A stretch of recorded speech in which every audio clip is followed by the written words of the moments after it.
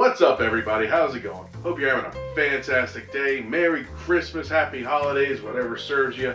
I hope it's going well, and I hope the rest of the week going forward treats you just as good. Now, I am recording this on Christmas Eve. I just got back from service, which is why I'm kilted up right now. But that being said, tomorrow, Christmas Day, we went ahead and decided in this house we wanted something a little warmer. We wanted to think of the warmer weather. It's gotten pretty cold around here, so we wanted warm thoughts. So we went ahead and decided on lemon blueberry sticky buns. Now, this should be a pretty straightforward recipe. Follow along with me and let me know what you think. And with this new day, we are rolling into some of the final bracketing. Now, I'm sitting in the top 10 of this competition for Greatest Baker. Next elimination is the top 5. I've been sitting in 6th place for the past what seems to be 6 weeks, so I really need your help to get past that number 5 line. So, do me a favor, go vote. Please donate if you can to the charitable organization, because every dollar that you donate is another vote for me. So, do me a favor, links in the bio, go vote, donate if you can. It's going to a great cause, and let's get me to number 1. So I can win the title of Greatest Baker 2025 and all that comes with it. Again, I appreciate your time. I look forward to sharing this recipe with you. As always, I will see you again next time.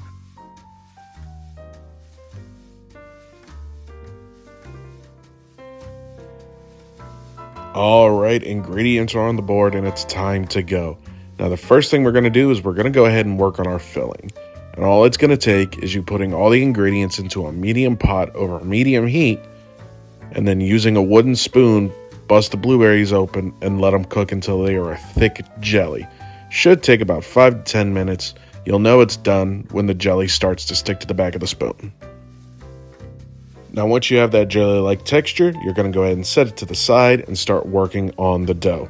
Now with the dough, the first thing you do is you take your lemon and your sugar, go ahead and combine them in a bowl, and go ahead and rub them together to let out some of that lemony flavor. Now, once you have infused those flavors together, you're going to go ahead and pour your warm milk over top of that. Then go ahead and add in your yeast. Now you're going to pour it over the top and then let it sit for 3 to 5 minutes or until it begins to bloom. Once it does bloom, add your eggs and your butter and go ahead and mix those gently together with a wooden spoon until they are well combined. Once you have those well combined, go ahead and pour in your salt and your flour, and go ahead and mix that again with a wooden spoon until a dough begins to form. This kind of eliminates the mess for later. Now once that dough is formed up, go ahead and stick it under a dough hook and let that knead everything for about 8 to 10 minutes or until you have a nice firm dough that passes the window test. Now the window test is just being able to pull the dough apart in your hands in a square and it doesn't rip. Once you achieve that texture, go ahead and throw it in a bowl full of olive oil and let it prove for about an hour, hour and a half in a warm spot or until it doubles in size. Once you get that doubled size, go ahead and roll it out into a 10 by 14 inch rectangle. You should be able to do this a little easily, but make sure there's no holes in the dough when you do this. Now, once you have your dough in the appropriate shape, you're going to take that jelly mixture from earlier and go ahead and spread that over the top of this thing until everything is nice and evenly covered, leaving blank edges just to make sure you don't make a mess when you're rolling. Now, when it comes to rolling, you're going to start on the short side, the 10-inch side, and tightly roll that up, making sure that you have a nice even log. And once you do, pinch the sides, tap them in to make sure you have something nice and even. Once you have your preferred shape for your log, take a serrated knife or some tooth floss and go ahead and cut 1-inch sections. You should have about 9 or 10, I know I did.